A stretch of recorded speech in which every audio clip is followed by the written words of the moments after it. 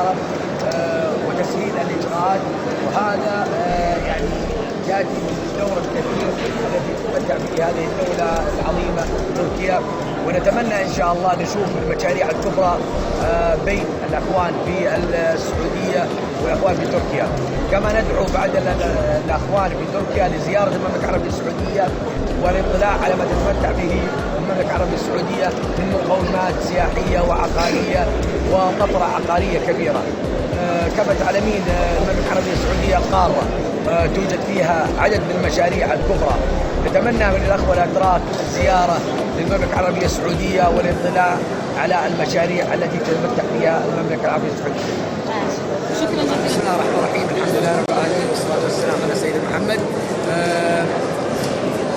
نشكر الأخوان الأتراك في تركيا على هذا الملتقى الكبير العظيم.